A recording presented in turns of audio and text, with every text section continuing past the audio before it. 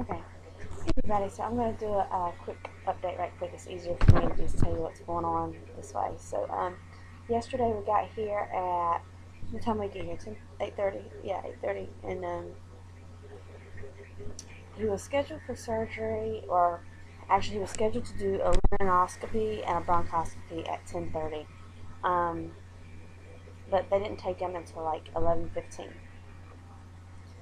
So they were just going to look at first to see if anything was going to need to be done, and if there was something that was going to need to be done, they were going to go ahead and do it. If not, then that would have been great too. But we sat in the waiting room for, I guess, from around 11:20 till what time did they come get us?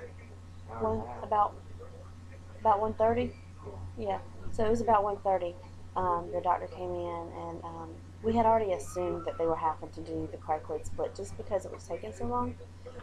Because normally it doesn't take very long at all just to do the bronchoscopy, to go in and kind of look.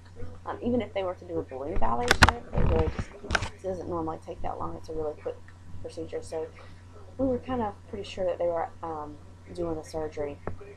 And sure enough, when the doctor came in, he told us that that's what they had to do.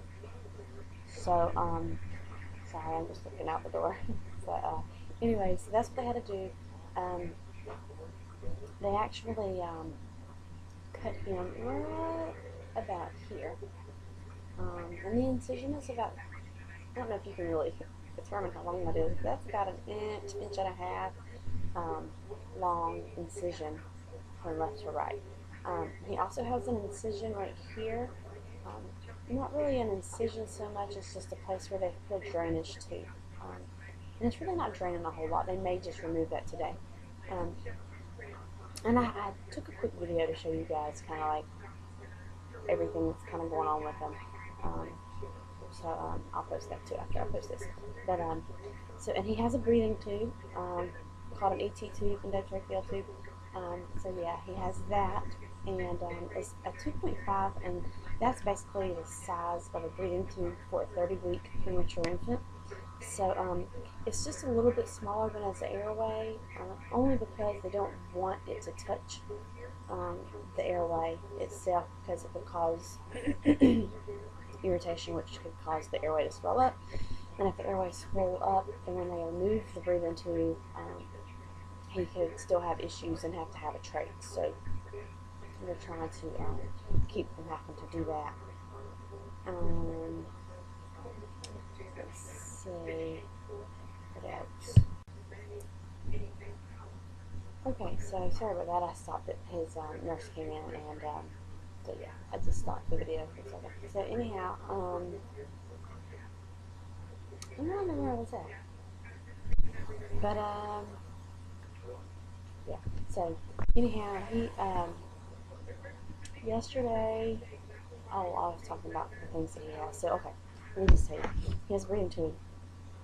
He has a feeding tube in his nose to push food through his gut. He has drainage tube in his neck. He has an incision is here. The breathing tube is smaller, not a whole lot smaller, but just a tiny bit smaller than what his airway is, to keep from causing any irritation to the airway. He has the IV in his foot that is delivering all of his different meds, and he has a probe in his rectum that monitors his body temperature at all times, and a SATS probe monitor on his finger that measures his oxygen saturation. I think that's kind of about it. They just came in, the nurse just came in, and he turned off his paralytic medication, which is a drug that actually paralyzes his body. It's one of his medicines went off, actually. So I may have to stop it in a minute. Another nurse might come in. But they turned off the paralytic because they need him to wake up a little bit for tomorrow, because they're supposed to extubate him, which means to take the breathing tube out. So yeah, they turn that off, and they're going to start a med every 6 hours called chlorohydrate. And So yeah.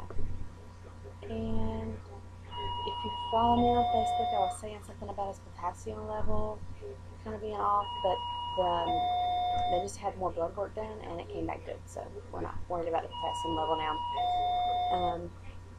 But last night he was kind of going a little crazy. We were in a room where we can sleep in for the night, and apparently he came out of the wrist restraints that are tied to the bed rails to keep him from grabbing at his face. And he came out of them, flipped himself over onto his tummy, and I mean, he was just ready to move, I guess. So it took 3 nurses, I think she said, to kind of get everything back together and get him settled. And then that's when they started the paralytic last night. But he seems to have done fine since then. So yeah. Okay. Sorry. I'm gonna try this one more time. Let's see how this goes. Anyhow, the paralytic has been stopped, and like I said, they're putting him on some other sedation. Hopefully they'll have him awake enough tomorrow to remove the ET2, and so yeah, he's doing pretty good. I mean, he is sleeping all the time. So yeah. So anyhow, I don't really know what else to update. If you have any questions about what's going on, you can just ask me, and I'll be glad to answer questions if I can. So I don't know how long we'll be here. Hopefully not too long. At least I know we'll be here tomorrow. And it just depends on how things go as far as the excavation tomorrow. Just kind of removing the breathing tube. So yeah, I don't know how long in total we'll be here, but I'll let you guys know as I know. So like I said, if you have any questions, you can, ask them and I'll try to answer. Alright guys, thanks for all the thoughts and prayers, and I'll keep you guys posted.